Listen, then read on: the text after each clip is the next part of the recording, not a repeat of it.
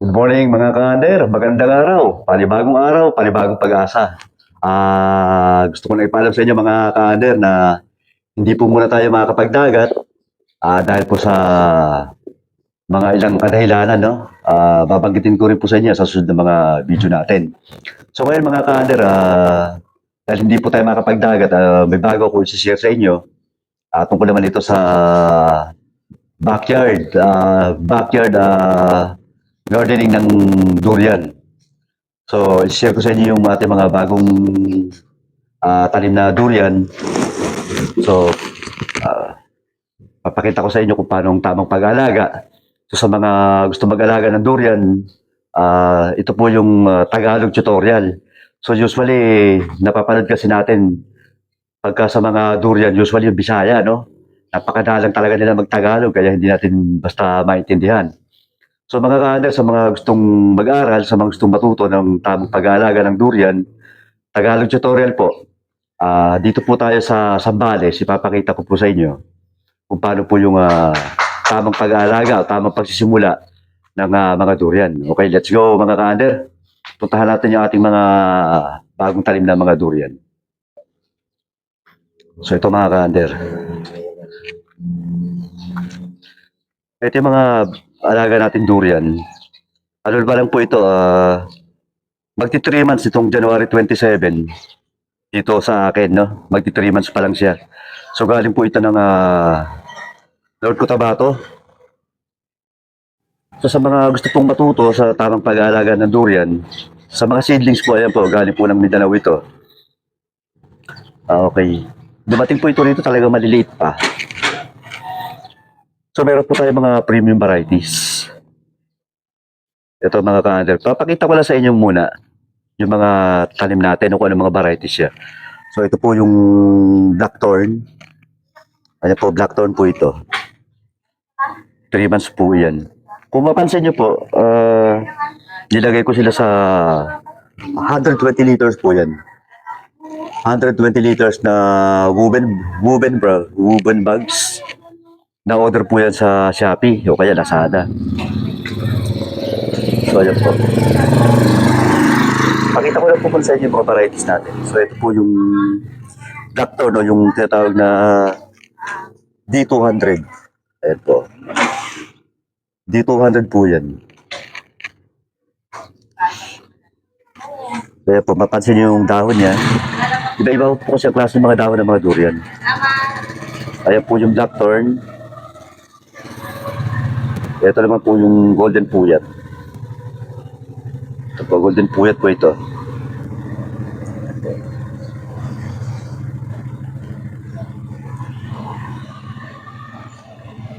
Sa mga gustong mag-aaral ng pag-aalaga ng durian, pwede po tayo rito. Kasi Tagalog tutorial po tayo, no? Ito naman po yung ating Musang King. Ayan po, Musang King po yan.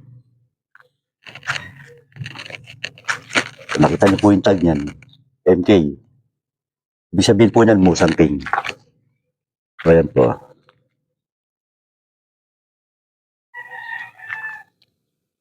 Ito rin po yan. Ito rin po ay Musang King. Mapansin niyo mga dahon niya, mahaba. Mahaba, tapos yung dulo, pointed. Pointed din po sa may pitan niya. Diyan niyo po ma-recognize ang mga iba't ibang varieties ng durian. Ayan po. Ito rin po ay Musang King. Ayan po, ano? Dito po dito sa vlog natin ito about sa durian. Okay, i-share ko rin po sa inyo yung mga yung mga problema rin sa durian, no? Hindi siya puro goods. Ito, makita niyo po itong isa rito. Ito po, blackthorn po ito.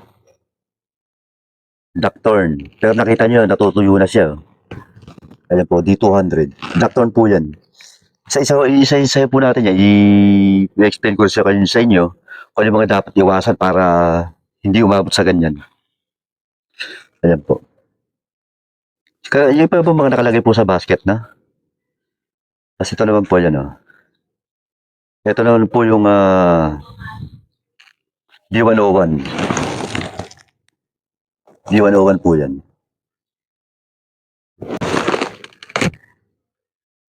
Ayan po.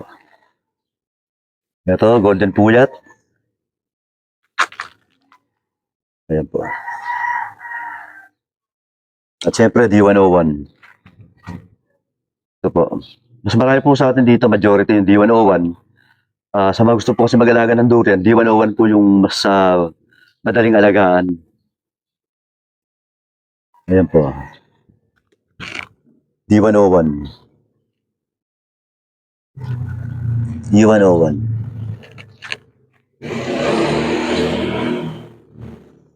Ayan po, D101. Ito rin po yan, golden puyat.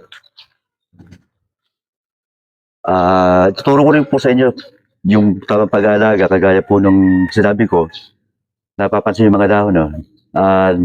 Nadadry yung dulo. So, mapapansin nyo, may mapapansin kayo sa mga paa niyan, dalawa. So, naka-double root stock po yan, no? Meron pa tayo dito siyang D101. Kaya po, nakita nyo, dry yan, no? Yung dahon niya, oh. Kinain po ng mga higad. So, dito po sa tutorial natin, hindi lang po sa pag-aalaga basta ng durian, no? Tuturo ko rin po sa inyo yung kung paano yung paggawa ng mga vitamina, yung mga dapat po natin gamitin para sa kanila. Andyan po yung FAA o yung feed amino acid. Meron din tayong FPJ, fruit fermented juice. Tapos meron din po tayong FFJ. No? So, iba-iba po yun. So, ituturo ko rin po sa inyo kung paano po yung ginagawa, no? Step by step. Isa-isa lang po tayo. So, sa ngayon po, ipakita ko lang sa inyo itong mga alaga natin durian. So, pasensya po muna kung hindi po muna tayo makapagdagat, mga ka-under, no? So, ayan po, i-share ko lang po muna sa inyo. Marami kasing napagdaanan ko po kasi yun, yung sa pagdalaga ng durian, napakahirap pong intindihin pagka po Bisaya po yung lingwahe. Lalo kung hindi naman po tayo marunong magsalita at marunong umintindi ng salita ng mga Bisaya. So, ang hirap po, no? Pero, yun nga po, kagaya ng sinabi ko, tuturo ko po sa inyo yung tama pag-aalaga sa Tagalog na lingwahe. Kaya po, makita nyo, may mga naka-double root stock, mga ating golden puyat, at ito na mga ating musang king. Ginawa naman natin siyang triple root stock. Ituturo ko rin po lahat sa inyo kung paano po yung tamang proseso para po sa mga ganyan, no? Ito pa, ho. Naka-double root stock po siya. Kaya nakita nyo, naka-ready na yung maliit. Ito. Para maging triple root stock siya, no? Ayan po. Sorry po, ganun din po ito. Kung isa pa natin musang king. Ayan po. Naka-double root stock. Pero may nakaabang na isa. Gagawin nating triple root stock yan. May mga rason po yan kung ba't po natin ginagawa yung mga ganyan. Ipapaliwanag ko rin po sa inyo sa susunod pa natin mga video, mga ka-under. So ngayon, mga ka-under, humingi po ako ng paumanhin kung hindi na po muna tayo makapagdagat. Pansamantala. So kung gusto nyo ng ganito mga klase ng vlogs, paki-comment lang po at paki-likes ito pong ating video. Okay po, maraming salamat po mga ka-under. Hanggang sa susunod po natin mga video para po sa mga gusto matuto sa pag-aalaga ng durian para po sa Tagalog na tutorial. Maraming salamat po mga ka-under. Mapagpalang araw po sa lahat. God bless you all. Thanks for watching.